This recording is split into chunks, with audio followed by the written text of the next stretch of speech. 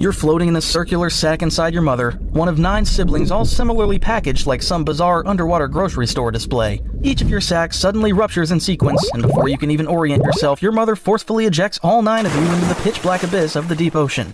No goodbye speech, no here's how to survive pamphlet, just an unceremonious eviction into the void. Classic shark parenting.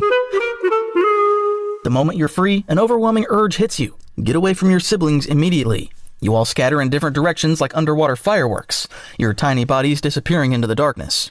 But why this instinctual flee response from your own family? Perhaps it has something to do with the fact that despite being only 5 inches long, you're already equipped with a circular mouth full of sharp, triangular teeth and jaws designed to carve perfect plugs of flesh from anything they touch. That's right, you were born ready to inflict cookie-cutter wounds from day one. You pull out your checklist. 2 urgent tasks need attention. Find something to eat before starvation sets in, and figure out how this weird body of yours actually works. You circle the first task. Food is non-negotiable. But given that you're barely bigger than a human's index finger in an ocean of creatures that could swallow you without noticing, this isn't going to be easy.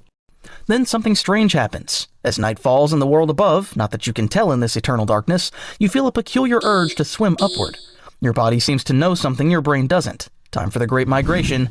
You begin ascending from the depths, along with countless other deep-sea creatures performing this nightly ritual. Thousands of feet above, the nutrient-rich surface waters await. As you near the upper layers, you notice massive shadows passing overhead. Creatures so enormous they block out what little ambient light filters down from the surface. Near the surface, exhausted and still hungry, you pause to rest. That's when something bizarre happens. Your body starts to glow with an eerie greenish light. Panic sets in as you light up like an underwater Christmas decoration. You're basically a neon eat me sign in the darkness. You dash for cover, certain you've just activated some evolutionary self-destruct sequence. But as you hide, you notice something odd. The glow isn't uniform. There's a dark patch on your underside, near your throat, that remains completely black against your glowing body. Even stranger, a curious small fish is approaching, seemingly drawn to this dark spot like a moth to anti-flame. You remain perfectly still, your tiny heart racing as the fish gets closer, investigating that mysterious dark patch.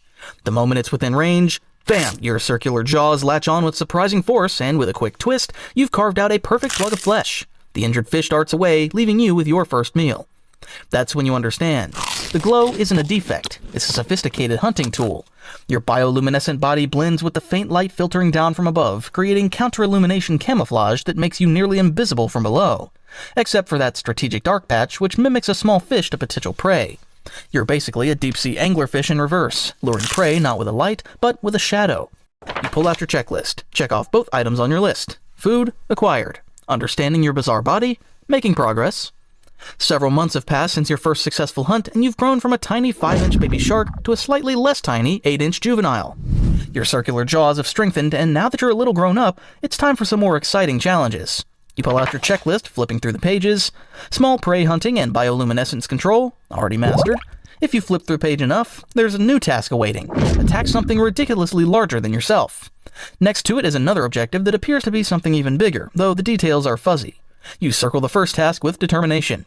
During your nightly vertical migration to surface waters, you notice those massive shadows again, the ones you've been seeing since your birth. Tonight, one particular shadow catches your attention, a yellowfin tuna about 6 feet long.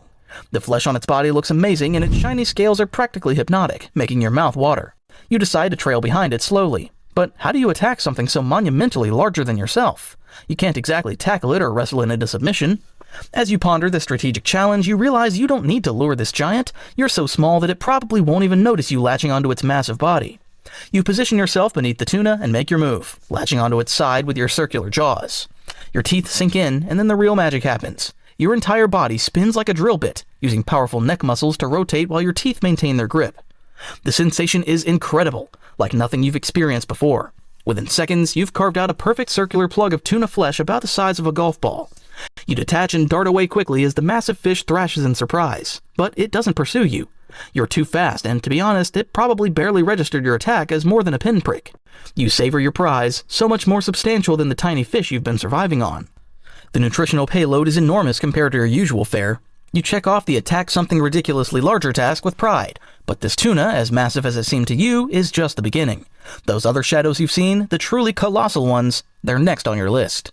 As you're swimming back to deeper waters, drunk on success and a belly full of premium tuna, you fail to notice the barracuda following you. It's been tracking the blood trail from your meal, and you're now on its menu. The predator lunges without warning, its needle-like teeth missing you by inches. You drop your precious tuna chunk in panic and dart toward the darkness below. The barracuda is faster, cutting you off before you can reach the safety of the deep. In a desperate move, you activate your bioluminescence to full brightness, an underwater flash grenade. The sudden light confuses your pursuer for long enough for you to slip away into a narrow crevice in the reef below. Heart pounding, you wait as the frustrated barracuda circles above. That was close. Too close. Turns out being a parasitic predator comes with its own risks. You're specialized for hit-and-run attacks, not prolonged chases. Your teeth might be impressive, but the rest of you is basically a snack-sized package for larger predators. Once the danger passes, you continue your descent, thinking about your next challenge. Those jaw muscles of yours are developing nicely. They need to be, considering they're doing the work that a full body would do for most predators.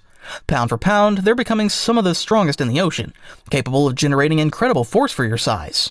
The coming weeks turn into months as you hone your skills on increasingly ambitious targets. A year passes and you've officially graduated from tuna to the big leagues. Your checklist now includes dolphins, small whales, and even larger sharks. Each presents its own challenge. Dolphins are quick and smart, often darting away if they sense you approaching. Whales have thicker skin, requiring more muscle power to extract your cookie. But nothing beats the satisfaction of carving out a perfect plug from creatures hundreds of times your size. 2 years into your life, you're now a foot long and have become an expert in the hit-and-run technique. You attack, spin, extract, and vanish before your massive victims even realize what happened. Most don't even bother to chase you. The wound you leave, while perfect in its circular precision, is little more than an annoyance to creatures so large. One night during your usual vertical migration, you encounter something strange. A massive metal object making unusual sounds in the water. It's not alive, yet it moves and hums with energy. It's a submarine, though you have no concept for such human inventions. What you do sense are the electrical fields it generates, similar to what living creatures produce, but much stronger.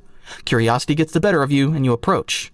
The metal skin is unlike anything you've tried to bite before, but your instincts kick in anyway.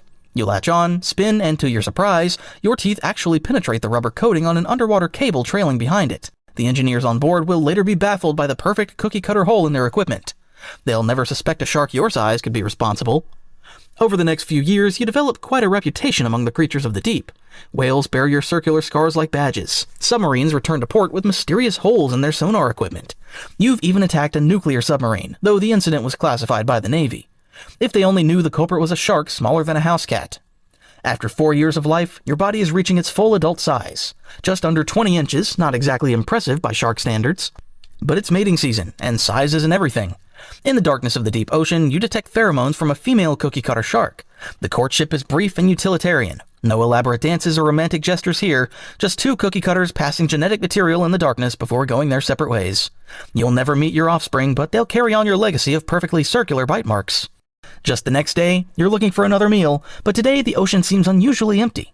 Hunger drives you deeper than normal, where you spot a lanternfish. Nothing impressive, but food is food. Your approach is flawless. Teeth sinking in, body spinning, extracting a perfect cookie-shaped chunk. Just another routine meal. As you swim away with your prize, something feels wrong. A strange tingling spreads from your mouth throughout your body. Your swimming becomes erratic as muscle spasms take hold. Your vision blurs. That lanternfish must have been carrying something. A passenger invisible to your electroreceptors. You try to descend to safer waters, but your body no longer responds. Your bioluminescence flickers uncontrollably like a dying light bulb as convulsions rack your body. The legendary jaws that pierce submarine cables go slack. As darkness closes in, the final irony isn't lost on you. The perfect predator, taken down by an invisible parasite hiding in the most ordinary of meals. A thin, pale worm emerges from your lifeless eye socket, waving gently in the current. The hunter of giants becomes just another link in the deep ocean's food chain.